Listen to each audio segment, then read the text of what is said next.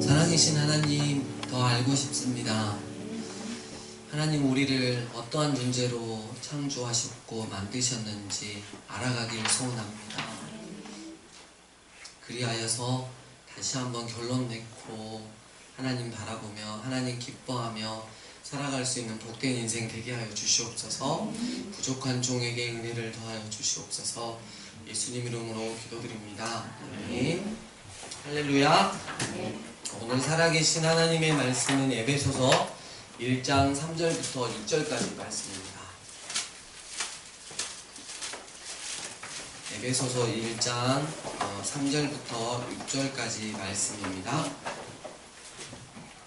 에베소서 1장 3절로 6절 말씀, 살아계신 하나님의 말씀. 찬송하리로다. 하나님 곧 우리 주 예수 그리스도의 아버지께서 그리스도 안에서 하늘에 속한 모든 신령한 복을 우리에게 주시되 곧 창세전에 그리스도 안에서 우리를 택하사 우리로 사랑 안에서 그 앞에 거룩하고 흠이 없게 하시려고 그 기쁘신 뜻대로 우리를 예정하사 예수 그리스도로 말미암아 자기 아들들이 되게 하셨으니 이는 그가 사랑하시는 자 안에서 우리에게 거저주시는 바 그의 은혜의 영광을 찬송하게 하려는 것이다. 아멘. 아멘. 오늘 말씀의 제목은 나의 원형을 아는가? 라는 말씀입니다. 우리에게는 깨어지고 일그러진 그 병든 자아로서 우리 자신을 인식하는 습관이 남아 있습니다. 이 병든 자아는, 죄로 병든 자아는 평생 우리를 괴롭힐 것입니다. 그러나 이 병든 자아는 내가 아님을 또한 기억해야 합니다. 그것은 우리의 실체가 아닙니다. 때문에 속지 말아야 합니다. 그렇다면 원래의 나는 어떤 존재일까요? 하나님이 창조하신 세계에 있는 보이는 실제와 보이지 않는 실제라는 두 가지 실제가 존재합니다. 보이고 나타난 실제는 사실의 결과물로서 잠시 있다가 없어지고 낡고 변하게 되어 있습니다. 반면 진정한 실제는 보이지 않지만 존재의 근본이며 참 원형이 됩니다. 우리는 보이는 실제인 나는 내가 왕이요 주인 노릇을 하며 하나님께 순종할 수 없고 사단의 조종을 받을 수밖에 없는 병든 자아였습니다. 그러나 이것은 진리가 아닌 경험입니다.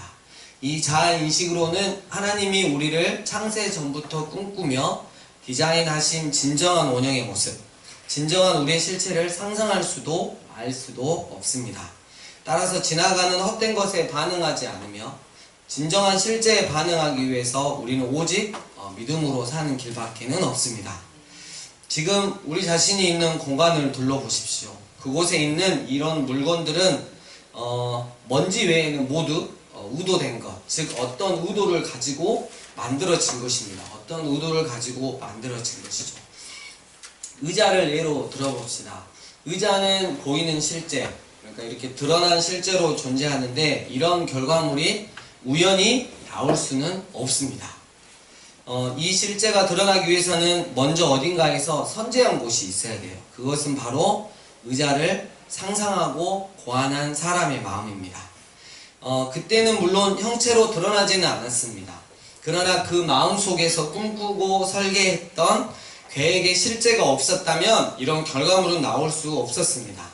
사람은 하나님의 형상으로 창조되었기 때문에 뭔가를 설계하고 디자인하고 어떤 일을 그 의도대로 이루어가는 재능과 능력이 있습니다. 여러분들 그런 거 다 한 가지씩 하시잖아요. 머리에 딱 생각했는데 탁탁탁 그거 만들어가는 거. 하나님의 형상을 닮았기 때문입니다. 그런데 우리가 뭔가를 계획하고 만드는 이 창조의 능력은 하나님을 닮았지만 큰 차이가 있는데 하나님은 전능하시고 우리는 전능하지 않다는 것입니다. 제가 어떤 계획을 가지고 밖에 베란다에 테이블을 만들었어요. 제 딴에는 굉장히 흐뭇해하는데 전문가가 보면 그냥 웃을 일이죠. 왜냐하면 저는 전능하지 않기 때문에. 근데 하나님은 전능하시다는 거예요. 전능이란 원하는 뜻대로 이루어낼 수 있는 능력을 가졌다는 뜻입니다. 에베소서 1장 11절 모든 일을 그 마음의 원대로 역사하시는 자라는 말씀처럼 하나님은 전능하십니다. 따라서 우리는 그 하나님을 우리 인간처럼 생각해서는 안 됩니다. 전능자이신 하나님의 특성은 우리와는 다릅니다. 사람은 뭔가를 계획하고 디자인해도 항상 불완전합니다. 전능자가 아니기 때문이죠. 사람은 전제하지 않기 때문에 인간의 계획은 언제든지 수정하고 보완하고 가감하고 변경할 수 있습니다. 핸드폰만 봐도 1, 2, 3, 4, 5 막 계속 플러스 막 나오고 그러잖아요. 그러나 완전하고 우리 인간이 그렇게 만들어졌다면 인간 1, 인간 2 해서 좀 전에 인간 2 플러스 인간 3 이렇게 나왔으면 우리가 너무 비참했을 것 같아요. 완전하고 전지하신 하나님은 지혜가 모자라지 않으시기 때문에 하나님이 무엇을 계획하시고 디자인하고 설계하셨다면 정말 그것은 완전한 것입니다. 예수님이 오시기 전 예수님을 보내시겠다는 하나님의 약속이 분명히 존재하고 있었습니다. 그러면 역사가 아무리 변하고 경향이 거세도 그 사실보다 더 확실한 것은 주님이 오시겠다고 한 이 약속입니다. 그 약속은 때가 참에 하나님의 시간, 즉 카이로스에 정확하고 예외 없이 모든 말씀이 이루어져서 드디어 육신을 입고 나타나셨습니다. 우리는 오늘 말씀을 통해 잃어버린 우리의 원형을 찾을 것입니다. 설교의 황태자 진우나 목사가 아니고 설교 황태자 찰스 스펄전이라고 하는 목사님이 이런 말을 했어요. 도토리 한 알 속에 하나님이 온 우주를 담아 놓으셨다. 하나님은 작은 씨앗 하나 속에 완전한 생명의 프로그램을 담아 놓으셨습니다. 그 종과 특질이 바뀌지 않는 동질의 나무가 자라고 열매가 맺히도록 정확하게 설계를 해 놓으셨어요. 하나님의 이 전등한 능력이 하나님의 형상을 따라 창세전에 우리를 디자인하고 품으셨습니다. 마치 씨앗처럼 그분의 마음 안에 꿈을 가지셨고 그 뜻을 정하셨습니다. 그러니까 이제 우리도 시각을 바꿔야 합니다. 지금까지 우리가 가진 왜곡된 자아상, 잘못 길들여진 병든 자아인식은 하나님이 원래 의도한 나의 원형의 모습과는 전혀 다르고 드러나고 나타나 있는 나는 여전히 과정 중에 있을 수 있다는 것입니다. 진정한 구원이라고 하는 건 무엇에서 건져낸 것만이 아닙니다. 애굽에서 종살이하던 이스라엘을 그저 건져내기만 하는 것은 하나님의 목적이 아니에요. 건져 주었으니 이제부터 알아서 살려고 하는 것도 구원이 아닙니다. 우리도 구원하면 우리의 죄 사함 정도만 온통 관심을 갖고 있지만 진정한 구원이 되려면 무엇에서부터 건져내는 것만이 아니라 무엇에까지 이르게 하느냐가 중요합니다.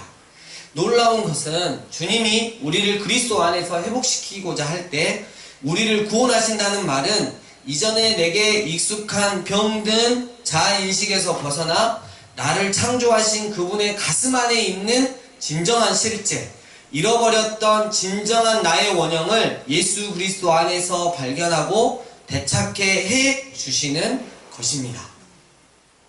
우리가 잃어버렸던 원형에 대해서 우리가 어림짐작으로 아무리 좋은 말을 해봤자 소용이 없습니다. 그런데 주님이 계시해 놓으셨습니다. 주님이 우리 잃어버린 원형을 되찾아 주시려고 너의 원래 원형은 이런 거야 라고 창세 전부터 계획하고 디자인하신, 그렇기 때문에 궁극적으로 그렇게 될 수밖에 없는 우리의 진정한 원형을 보여주셨습니다. 그러니까 우리는 하나님의 작품입니다. 우리의 원형의 특징을 한마디로 표현하면 made in God.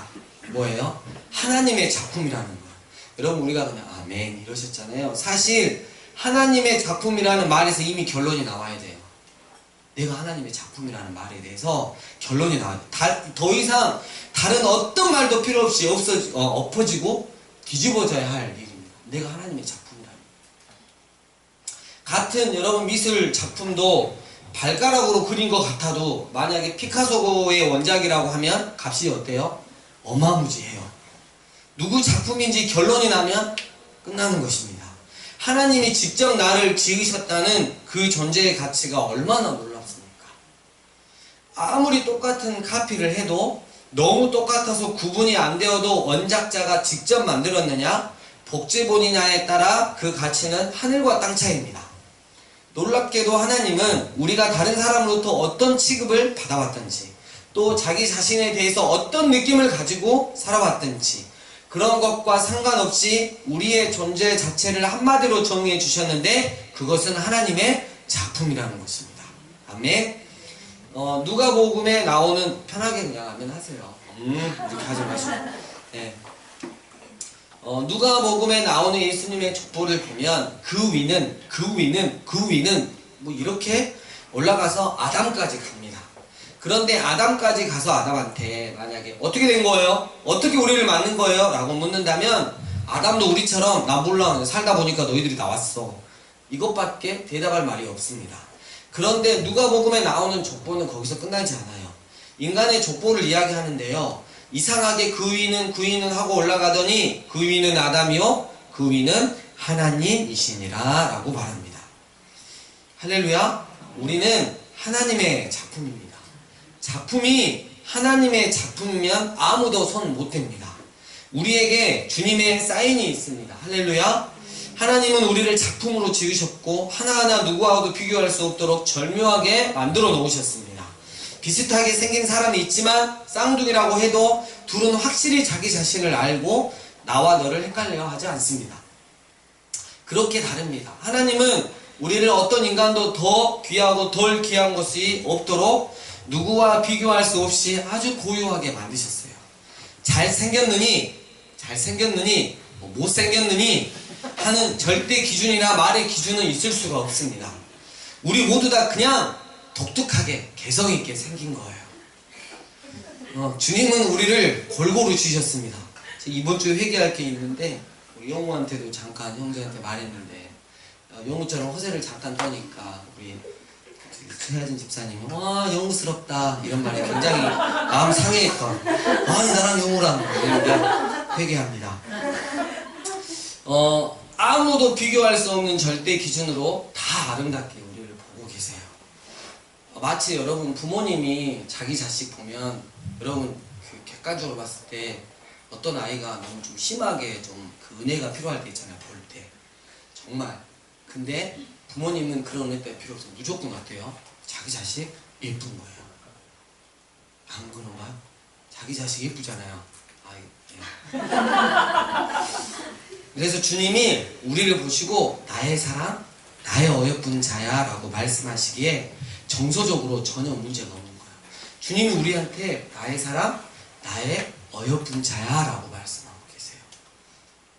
왜냐하면 우리가 하나님의 가장 절묘한 작품이기 때문입니다. 이것은 비단 외모만 가지고 이야기하는 것이 아닙니다. 외모는 어차피 늙고 변하게 되어 있습니다. 그러나 주님은 우리의 속사람을 주님이 매료되실 만큼 주님이 뿅 가실 만큼 정말 아름답게 지으셨습니다. 이 놀라운 주님의 창조를 생각할 때마다 얼마나 감사한지 모릅니다. 그런데 만일 다르게 짓는 데만 너무 하나님이 신경을 쓴 나머지 내 아이가 옆집 아저씨를 닮았다면 정말 짜증스럽고 혼란에 잠길 것입니다. 아야 내가 잘못 만들었다 야 이런 식으로 했으면 큰일 났죠. 그래서 주님은 각기 다르면서도 아주 질서정연하게 그냥 딱 봐도 진씨지만 누구인지 알 수 있게 정확하게 지어놓으셨습니다. 이 놀라운 질서와 조화에 하나님께 정말 감탄하지 않을 수 없습니다. 주님이 우리를 당신의 걸작품으로 만드셨다니 하나님 작품에 불량품은 없는 것입니다. 옆에 한번 봐보세요. 불량품인 것 같아요? 정말 걸작품이라니까요. 예, 서로 보기 힘들면 저렇게 안 보는 거죠. 예, 힘든 거지. 예. 그렇다면 이 하나님 작품의 특징, 하나님이 원래 우리를 만들어 놓으신 원형의 특징의 첫 번째가 뭐냐면 복덩어리예요. 복덩어리. 창세기 12장 1절에서 3절 여호와께서 아브라함에게 이르시되 너는 너의 고향과 친척과 아버지의 집을 떠나 내가 내게 보여줄 땅으로 가라. 내가 너로 큰 민족을 이루고 내게 복을 주어 내 이름을 창대하리니 너는 복이 될지라. 너를 축복하는 자에게는 내가 복을 내리고 너를 저주하는 자에게는 내가 저주하리니 땅의 모든 족속이 너로 말미암아 복을 얻을 것이라 하신지라. 너는 고향과 친척과 아버지의 집을 떠나라. 그러니까 네가 그동안 이 세상에서 이루어놨던 거 다 내려놔라 이거예요. 다시 말하면 너는 너를 창조하신 여호와 하나님에 의하여 사는 자가 되어야 한다 라는 뜻이에요. 너는 복이 될지라. 너는 복 자체라는 거야. 우리 존재 자체가 복입니다. 우린 복에 말라 진짜 복에 목말라 죽는 존재가 아니라는 거예요.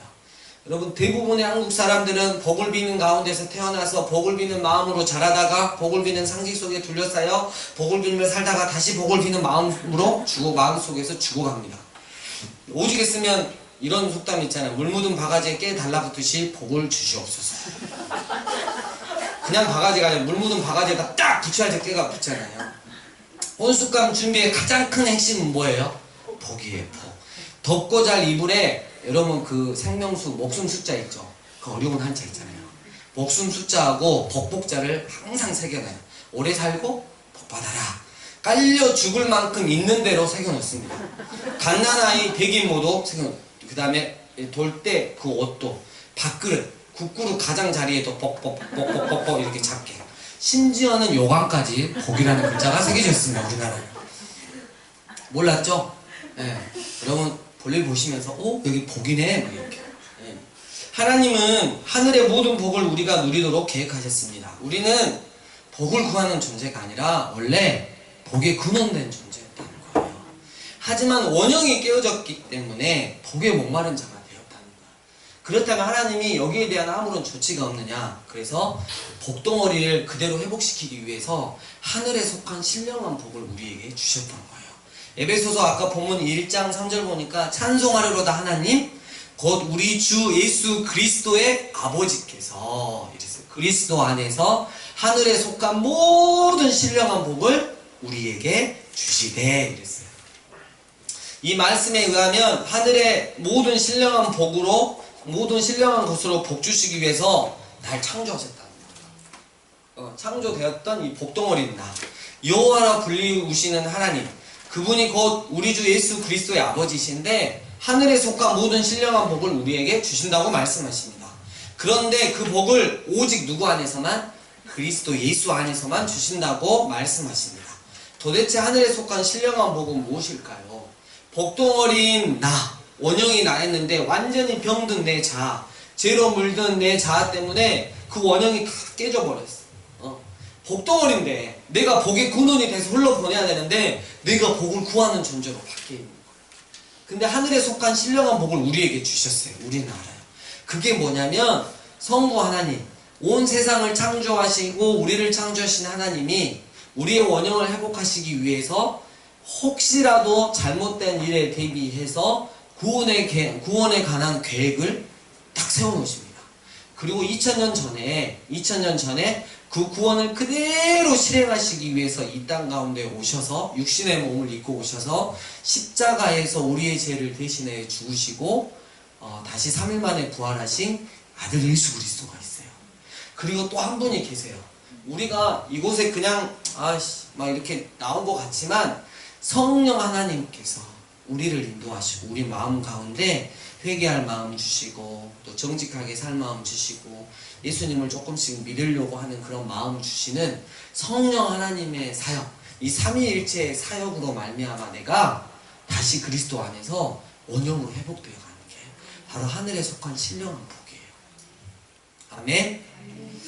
그렇습니다. 하늘에 속한 이 모든 신령한 복은 삼위일체 하나님의 협력 사역을 통해 사단의 종으로 전락해서 하나님을 대적하는 온갖 죄들을 짓고 사는 온통 내 자신만을 사랑하고 자기 중심적인 죄덩어린 인간들을 구원하내어 하나님께서 본래 인간들을 계획해 놓으셨던 그 원형을 회복하는 것이었습니다. 이것이 바로 하늘에 속한 신령한 복이었어요. 때문에 여러분 시편 1편을 보면 악인과 의인을 하늘에 속한 신령한 복이 있냐 없냐로 구분했어요. 복 있는 사람은 이랬어요. 하늘에 속한 이 신령한 복이 있는 사람이 어떤 거예요? 복 있는 사람이 의인이 되는 거예요. 근데 그게 없는 사람은 악인이 되는 거예요. 예수 그리스도 안에 있는 자가 의인이 되는 거죠.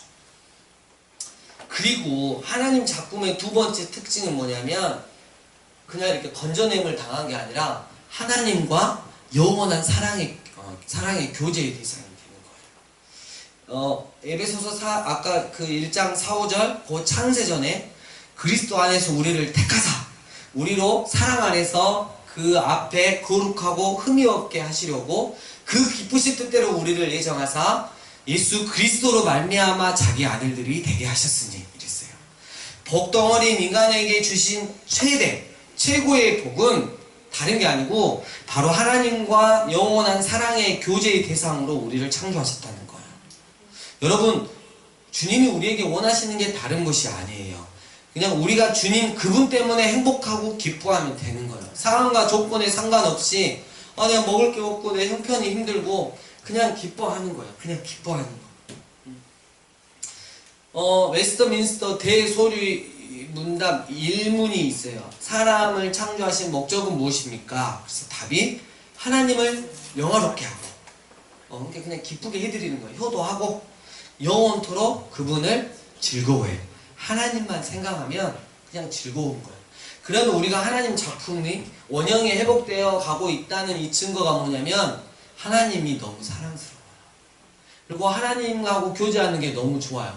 예전에는 교회 그냥 가는 것도 좀 힘들어졌고 막 봉사하는 것도 좀 아닌 것 같고 막 몸이 피곤하고 막 그러고 싶은데 시간이 막 이렇게 지나고 나서 나도 모르게 예배가 더 막 사모가 되고 배영아 사모가 된다는 거야. 사모한다 이렇게 그리워지고 막 예배 드리고 싶고 막 이렇게 기도하는데 막 주님 생각하면 막 눈물이 나고 막 자연을 나갔는데 너무나 멋있는 자연 있으면 God 막 이러면서 awesome God 막 경이로운 하나님 막 이러면서 막 하나님을 찬양하고 막 이런 상태가 돼가고 있는 모습이 내가 원형이 회복되어져 가고 있구나.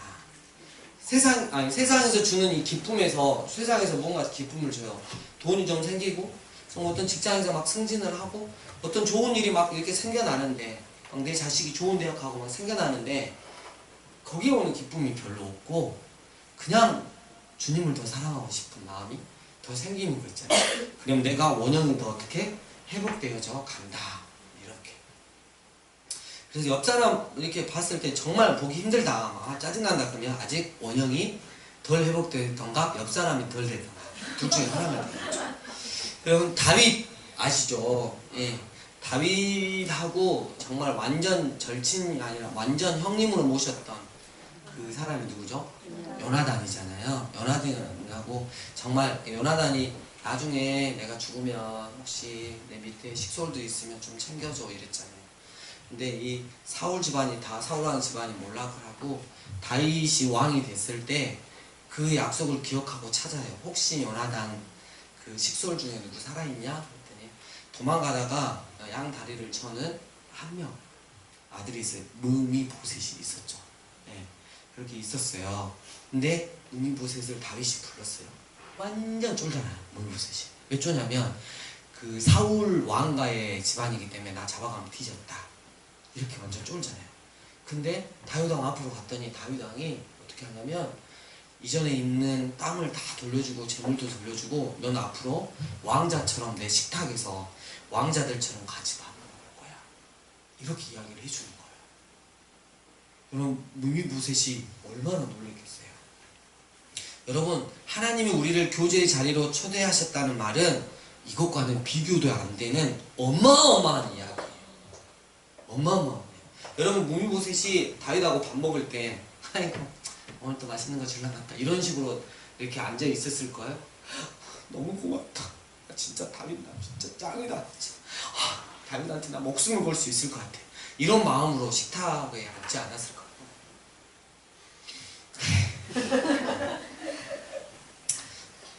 여러분 오늘 피곤하신가요? 네.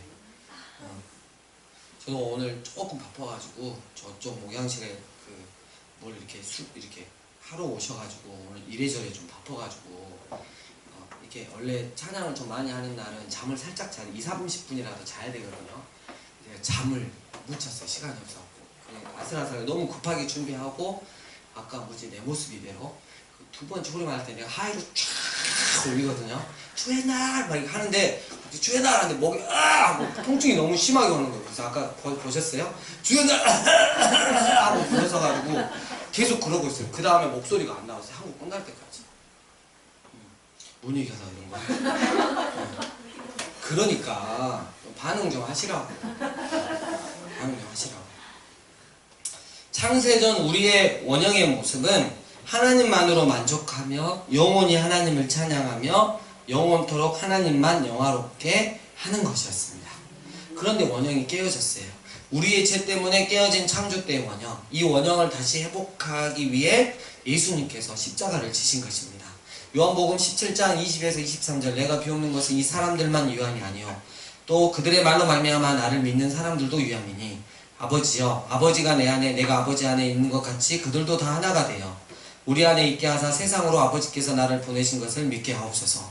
내게 주신 영광을 내가 그들에게 주었사오니 이는 우리가 하나가 된 것 같이 그들도 하나가 되게 하려 함이니이다. 곧 내가 그들 안에 있고 아버지께서 내 안에 계시어 그들로 온전함을 이루어 하나가 되게 하려 함은 아버지께서 나를 보내신 것과 또 나를 사랑하신 것 같이 그들도 사랑하신 것을 세상으로 알게 하려 함이로소이다. 여러분, 이 정도까지 회복시켜야 하니까 하나님의 유일하시고 하나이신 하나님 자신이신 예수님이어야 했던 것입니다. 이 정도니까 십자가 복음이 필요했던 거예요. 십자가의 고통 뒤에 더 큰 기쁨이 있었기 때문에 우리 예수님 죽음의 수치를 기쁨으로 감당하신 것입니다. 우리의 원형은 여러분 이 정도의 가치예요. 신앙생활은 여러분 다른 것이 아니에요. 여러분 헌금 많이 하고 교회 예배 잘 드리고 많이 나오고 뭐 새벽기도 많이 나오고 성경 많이 읽고 기도 시간 많이 갖고 뭐 봉사활동 많이 하고 이런 게 아니고 하나님하고 관계예요. 마음과 마음을 나누는 거예요. 여러분 다른 거 주의형적인 거 중요하지 않아요. 마음과 마음을 나누는 순간 내가 그동안 즐기고 있었던 놓지 못하고 있었던 것들이 나도 모르게 그냥 하나씩 정리가 돼가요. 여러분 신앙생활 다른 거 아니에요. 정말 여러분 정말 하나님과의 관계, 하루에라도 시간을 조금씩 내서 하나님과의 관계를 하는 거. 하루에 온통 주님 생각하면서 주님과 없지만 이렇게 주님과 항상 대화하고 이렇게 하면 얼마나 행복한데요. 삼위일체 하나님께서 내 안에, 내가 하나님 안에, 여러분 얼마나 위대한 일입니까? 하나님께서는 우리를 위해서 아들을 투자하셨습니다. 왜요? 이에 상응하는 대가를 기대하셨기 때문입니다. 그래서 천사로도 안 되는 거예요. 로마서 8장 16, 17절, 성령이 친히 우리의 영과 더불어 우리가 하나님의 자녀인 것을 증언하시나니 자녀이면 또한 상속자 곧 하나님의 상속자여 그리스도와 함께한 상속자니 우리가 그와 함께 영광을 받기 위하여 고난도 함께 받아야 할 것이니라. 여기서 창조주 하나님의 꿈이 나옵니다. 그것은 예수 그리스도를 생명값으로 통째로 지불함으로 우리가 성부, 성자, 성령 하나님 안에서 함께 더불어 교제하기 위함이었습니다. 상속자가 되기 위함이었던 것입니다. 여러분 우리 집안에 내 아들이 그 다음 상속자예요. 그러면 어때요? 넌 상속자다 하고 그 다음부터 교제 안 해요? 상속자니까 얼마나 잘 챙겨요. 너는 우리 대를 이을 자식이다 그러면. 여러분 이 상속자는 또한 그와 함께 영광을 받기 위해서 고난도 함께 받아야 한다라고 말하고 있습니다. 그러기 위해서 하나님의 형상으로 하나님의 자녀로 우리를 만드셨던 것입니다. 영원한 사랑의 교제를 하기 위해서, 완전한 사랑, 기쁨의 교제를 하기 위해서. 근데요 여기서 우린 영원한 이 사랑의 교제의 대상의 주위에서 살펴보아야 합니다. 세상 사람들이 공격하는 것 중에 가장 심하게 공격하는 것이 바로 이것이기 때문입니다. 하나님은 우리의 근원 되시고 만물을 창조하신 분이십니다. 그 하나님께서 우리가 마음과 목숨과 뜻을 다하여 그분을 사랑하기를 원하셨습니다.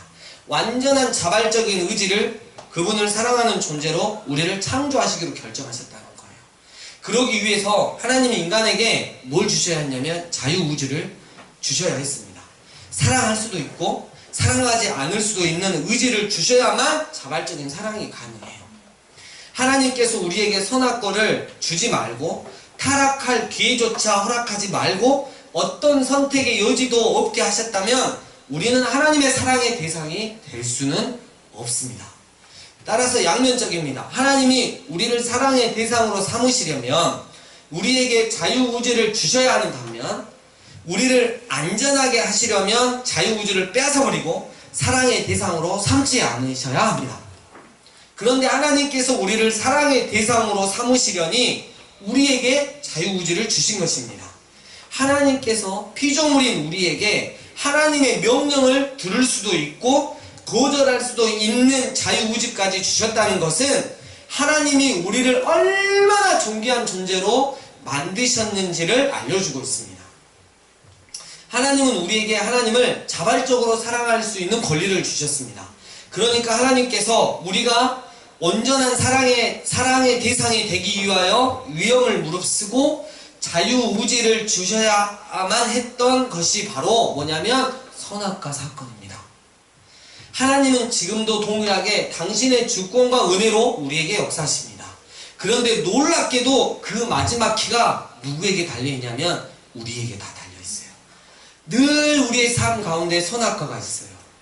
내가 기쁜 마음으로 하나님 말씀에 순종하느냐, 아니면 내가 순종하지 않고 내 자신을 사랑하느냐. 언제나 선택은 우리예요.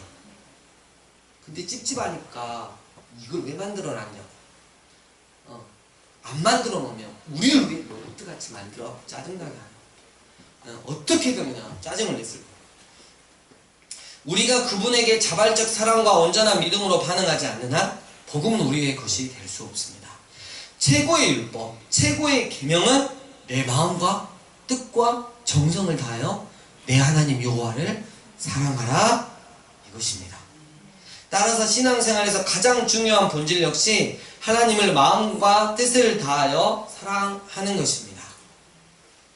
이것이 빠지면 다른 것은 별 의미가 없습니다. 주님이 우리에게 이것을 이루시고자 위험을 무릅쓰셨지만 안타깝게도 인간은 선악과 사건을 통해 자유의지를 잘못 사용했고 그 저주가 지금까지 우리에게 이르게 되었습니다.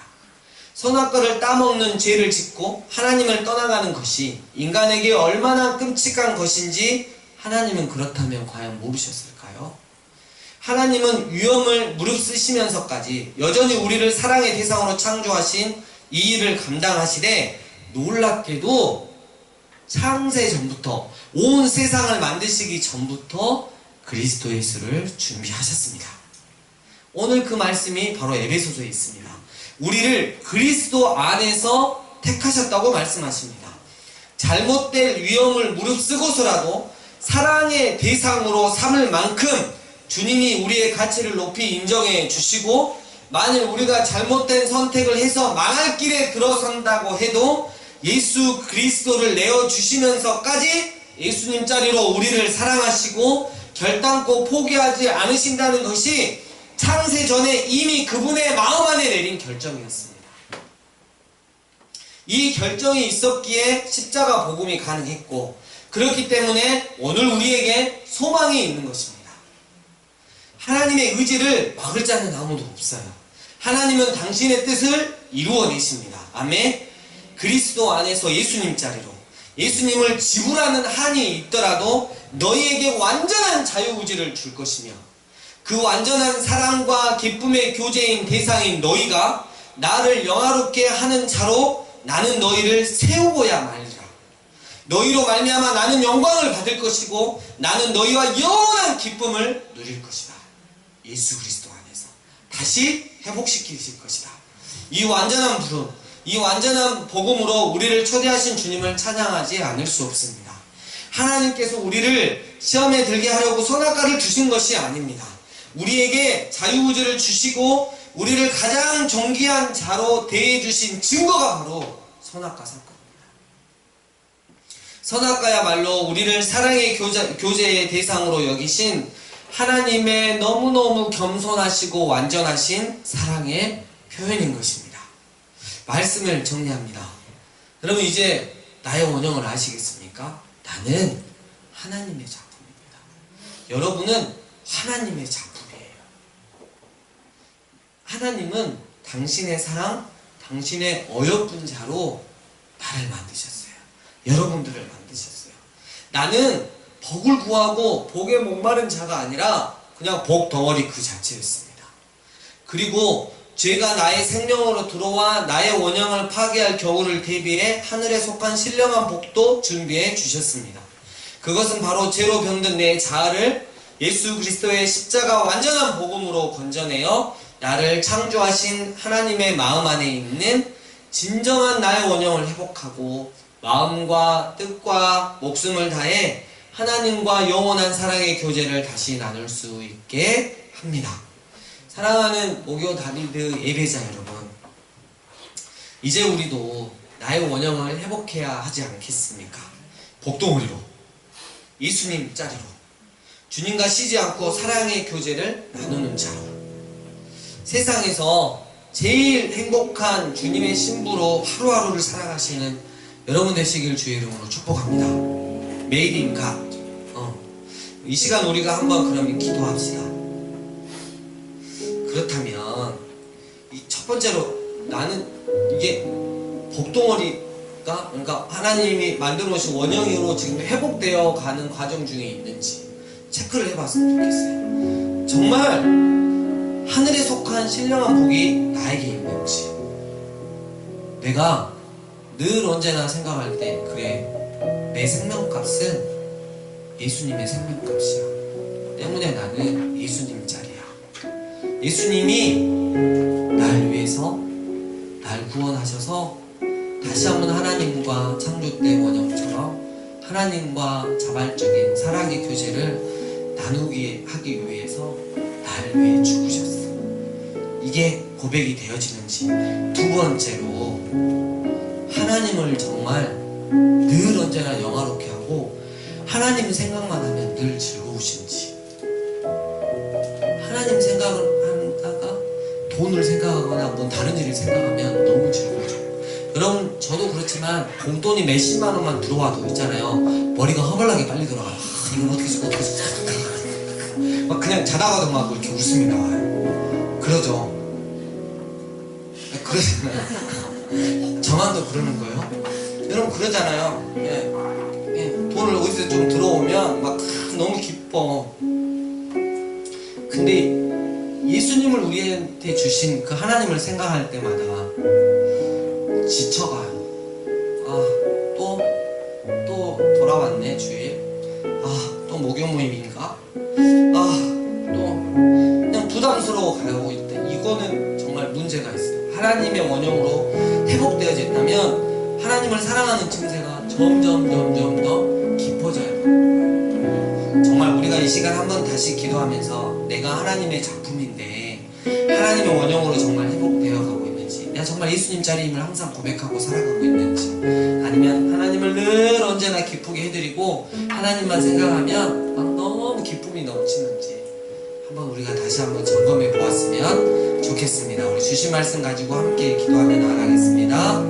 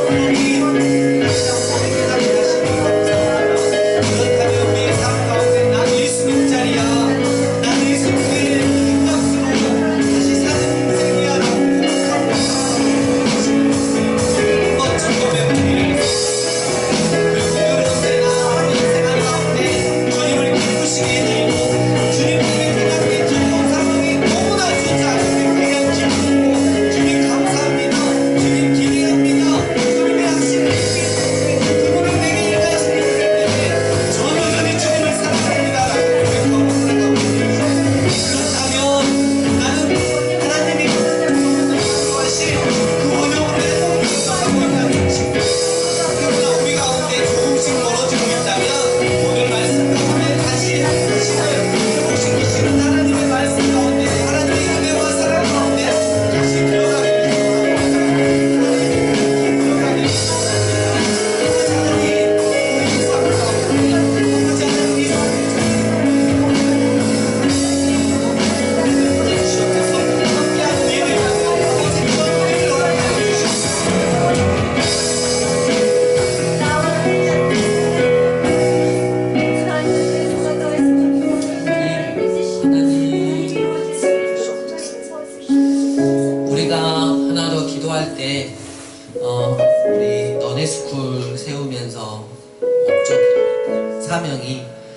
처음부터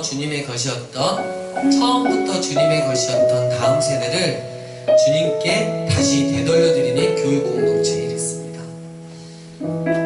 정말 이 사명에 맞게 지금은 힘든 상황 가운데 있지만 하나님 기대하면서 포기하지 아니하고 한 명이 남을지라도 주님께 되돌려드리는 교육 공동체 되길 소원합니다. 주님이 처음으로 만드신 건 세상의 어떤 조직이 아니라 교회가 아니라 가정이었습니다. 그 가정이 온전하게 회복되기를 원합니다. 하나님이 강주도심도 아울러 하나님 예수님 자리들이 어마무지하게 늘어나게 도와주시고 예수님 때문에 즐거워하며 행복해하는 자들이 늘어나게 해주시옵소서. 우리 함께 기도하며 나아가겠습니다.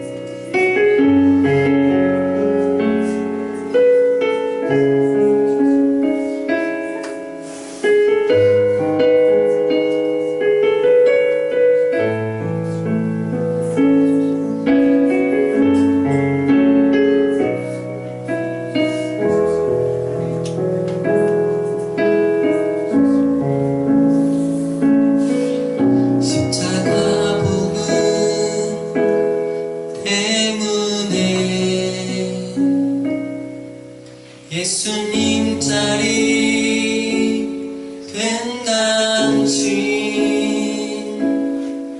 주를 위한 거룩한 신부로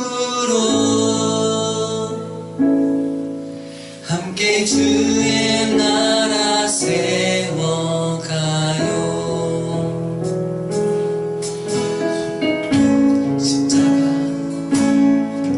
십자가 복음 때문에 예수님 자리 된 당신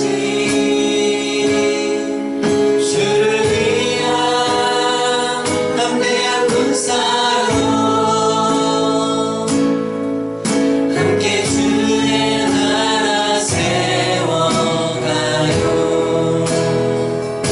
우리 앞뒤 좌우로 축복하시면서 십자가 복음 때문에 십자가 복음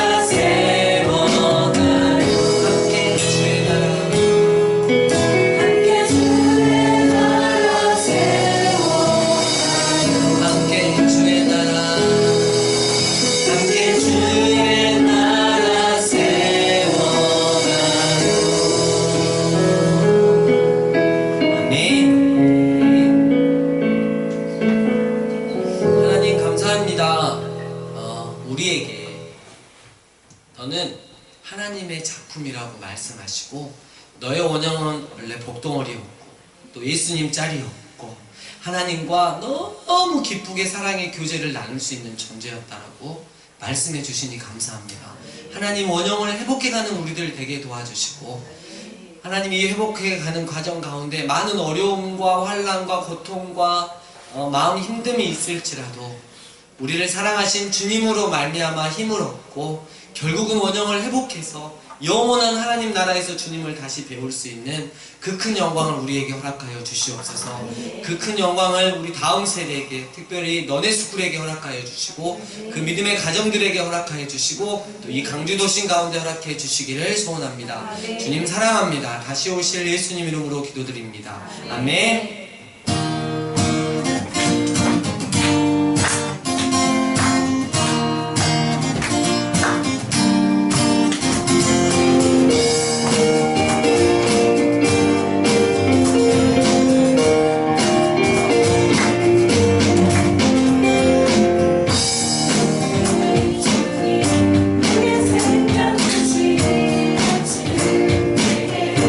얼마나 소중한지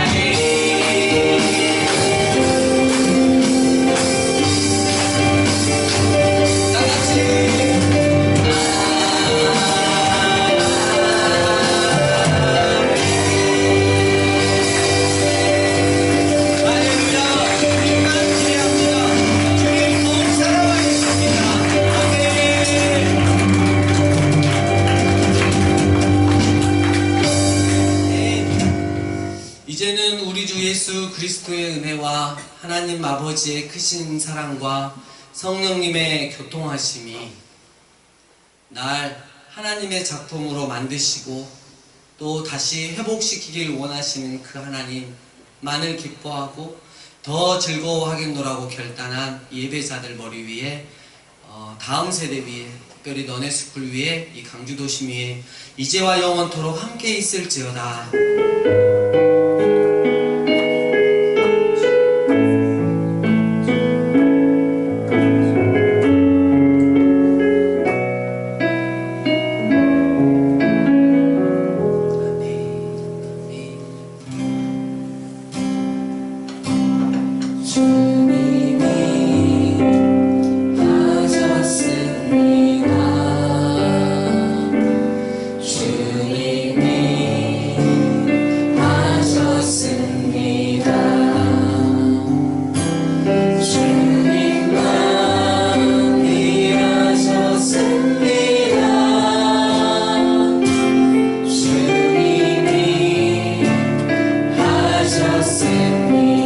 주님이 하실 겁니다.